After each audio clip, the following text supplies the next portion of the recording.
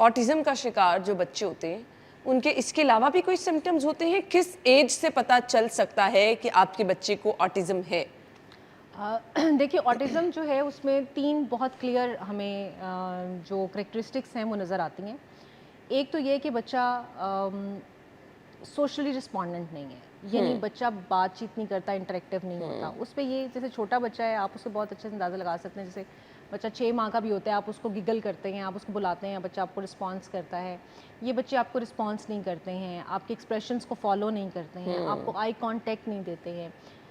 जैसे मैंने कहा कि बच्चे की उम्र अगर 1.5 साल है, 1 साल है और वो अपने नाम को रिस्पॉन्स नहीं कर रहा। दूसरी चीज़ जो है इनका सोशल इंटरेक्शन बहुत लिमिटेड हो गया, बिहेवियर इनका बहुत वियर्ड होते हैं। कुछ इनके अंदर जो है वो रेपिटेटिव मूवमेंट्स होती हैं और वो उनके बिहेवियर्स की वजह से होती हैं, सेंसरी इम्पल्सेस की वजह से होती हैं। वो कोई भी मूवमेंट्स हो सकती हैं जैसे कि हाथ को बार बार हिलाना, घूमना, घूमती हुई चीज़ों को देखना। अच्छा इसमें एक बड़ा पेरेंट्स बाज़ इसमें करते हैं कि सारे बच्चे, छोटे बच्चे जो हैं वो घूमती हुई चीज़ को देखते हैं, सारे बच्चे लाइट को देखते हैं, तो ये फिर कैसे हम डिफरेंस क्रिएट करें कि ये बच्चा जो है इसको ऑटिज़म है। देखिए कोई भी जो बच्चा लाइट को घूर रहा होगा, तमाम छोटे बच्चे घूरते हैं, जब आप उसमें इंटरवीन करते हैं तो बच्चा आपकी तरफ अटेंशन देता है। ये बच्चे नहीं करेंगे, ये घंटों घंटों उस चीज़ को देखते रहेंगे, घंटों घंटों घूमती हुई चीज़ों को देखते रहेंगे, अपनी चीज़ों की तरतीब बनाते रहेंगे। फिर एक ये कंसर्न आता है माँओं का, बल्कि मगर मैं आपको ये कहूँगी कि जो माएँ मेरे पास आती हैं वो कैसे प्रेजेंट करती हैं केस। यानी अक्सर उन्हें ये लगता है कि मेरा बच्चा तो बहुत ही हम्बल बच्चा था, बहुत काम बच्चा था, ये तो घंटों घंटों बैठ के अपने कॉर्नर में खेलता रहता था, तो मैंने तो कभी बॉदर नहीं किया। मैंने कहा मेरा बच्चा बहुत शरीफ है, ठीक है, ये तो तंग ही नहीं करता। लेकिन देखें, खेलना, दौड़ना, भागना, तंग करना ये नॉर्मल माइलस्टोन्स हैं छोटे बच्चों के। अगर वो भाग दौड़ नहीं रहा, आपसे इंटरेक्शन नहीं कर रहा, तो इसका मतलब है कि there is some concern, there is a difference.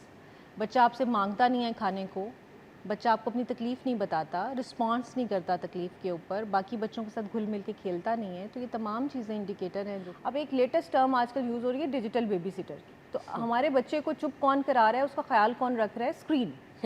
ठीक है, बच्चे के आगे आपने स्क्रीन रख दी, बच्चा फौरी तौर पे खामोश हो गया क्योंकि उसको एक बड़ा ही अट्रैक्टिव सा कोई चीज़ मिल गई है जिसके अंदर वो खो गया है और वो खामोश हो गया। तो देखिए स्क्रीन का इस्तेमाल जो है आपके बच्चे को खामोश करना तो सिखा देता है, लेकिन बात करना नहीं सिखाता, क्योंकि वो इंटरेक्टिव नहीं ये है। तो आपने बड़े खतरे की बात आए तो एक एक घंटा टीवी लगा के मोबाइल फोन दे के बच्चा आपका चुप देखिए करके बैठा। आना 2 साल से पहले जो भी रिसर्च है वो ये कहती है कि बच्चे के लिए 0 स्क्रीन टाइम होना चाहिए। अगर 2 नहीं तो एटलीस्ट आप 15 माह तक, यानी उसके जो है 1.5 साल की उम्र तक का है, वो तो आप बिल्कुल उसको 0 स्क्रीन टाइम रखें। अब आप देखें कि हमारे घरों में कितना 0 स्क्रीन टाइम को फॉलो किया जाता है।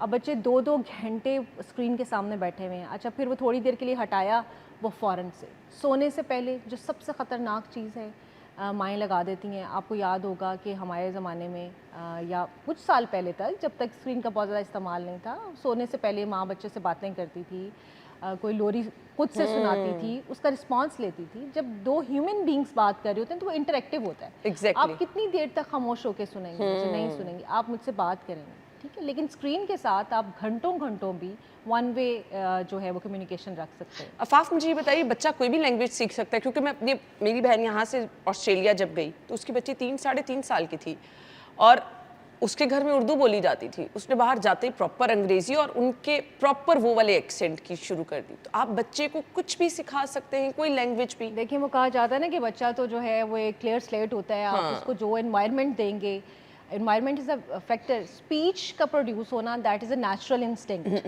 यानी बोलना बच्चा अपना लेके आता है ना, वो एक सलाहियत है, एबिलिटी है जो कि नेचुरली बाय बर्थ उसके साथ आ रही है। अब लैंग्वेज उसने क्या लेनी है, वो उसको उसके एनवायरनमेंट से आ मिलेगी। रही है, ठीक सो है। वो जिस भी इन्वायरमेंट में होगा, जिस भी जगह पे होगा, वो ज़ुबान सीख लेगा। तो इससे तो फ़र्क नहीं पड़ता कि बच्चा जो है वो पाकिस्तानी माँ का है या ऑस्ट्रेलियन माँ का है, लेकिन वो जहाँ रह रहा होगा, जिस तरह वो का एनवायरनमेंट इन्वायरमेंट होगा, वो मैटर करता है। सीखेगा। आप देखें हमारे घरों में भी अक्सर हम कभी होता है तो हम कहते हैं कि ये वाला लफ्ज़ मैंने तो कभी इस्तेमाल नहीं किया, तो ये मेरे बच्चे ने कहाँ से बोल लिया। फिर आपको पता चलता है कि आपके घर में कोई काम वाला आ रहा है, उसने ये लफ्ज़ बोला था, या बाहर वो बच्चों के साथ खेल रहा या था तो टीवी उसने पे या सुन लिया, वहां टीवी से पे पिक सुन कर लिया, लिया। ठीक है।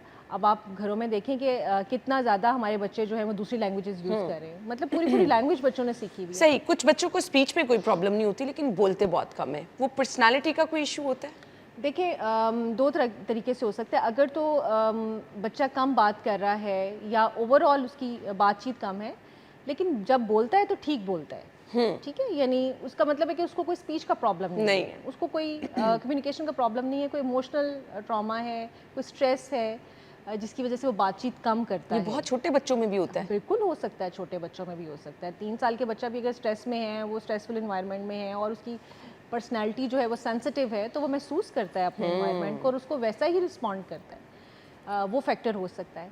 और अगर एक केस हम दूसरा देखें जिसमें कि हम ये देखते हैं कि बच्चा ना तो रिस्पॉन्ड कर रहा है, ना अपने इन्वायरमेंट के साथ इंटरेक्टिव है, तो वो यकीनन फिर एक डिफरेंट केस है जो कि ऑटिज़म में फॉल करता